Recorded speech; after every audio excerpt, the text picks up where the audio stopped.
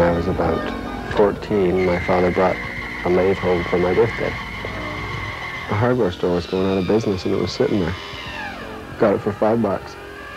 We hooked up an old, God, I think it was a washing machine motor to it. My dad and I did woodworking since I was about 4 or 5. It was always a hobby for him. He could never understand how I would ever even imagine trying to make a living out of wood turning.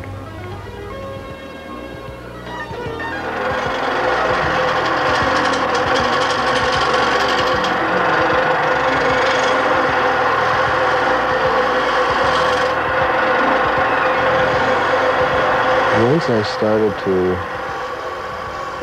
see what it did, to see what it created, and I left it for a long time. I used it for 2 or 3 years, and then I never went back to it until I picked up a second-hand lathe and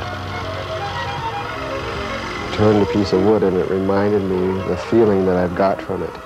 And that's when I went out and bought the right equipment, the right tools to do the job, and then that's when I fell in love with doing it as a profession.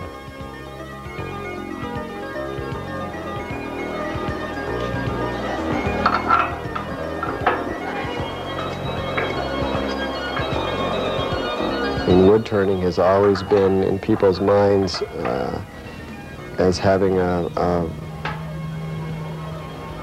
butter dish or a nut bowl on the table, or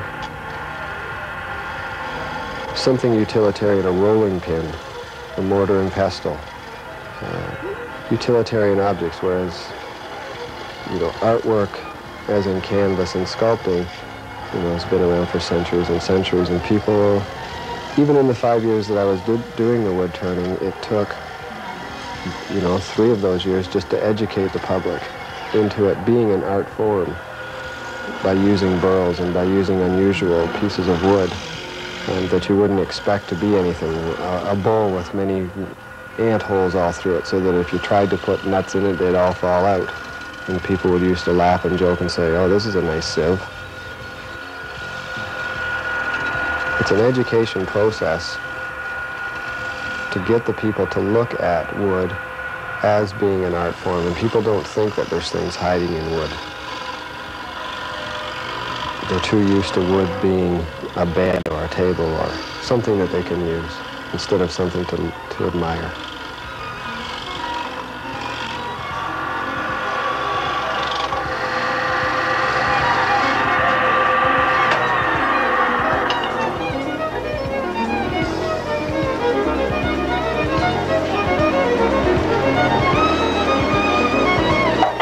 My biggest achievement was a second place in the Toledo art show, where artists come from all over, mostly the United States, and are only accepted into that show by a jury.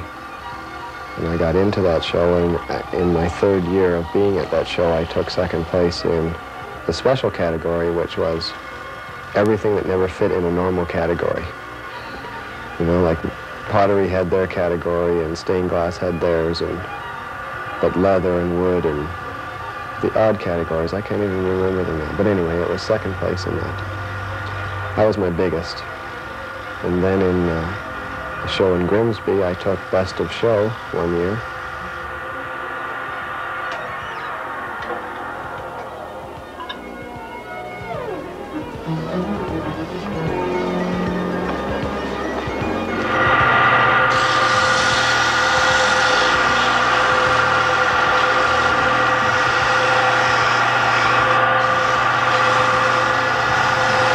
The first thing you want to do is feel that you've created it, and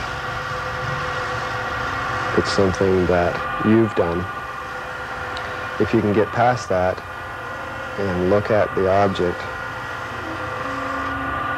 for what it is, then you feel like you've been the helper, or you've assisted that piece of wood in being what it was here for, to be. And then there's many utilitarian pieces that I turn that give you that straight feeling of satisfaction that you've made something that can be used by somebody and hopefully handed down through generations, like a bird's eye maple rolling pin that people have had in their family for 100 years. You hope that the one that you create will be in their family for another 100 years.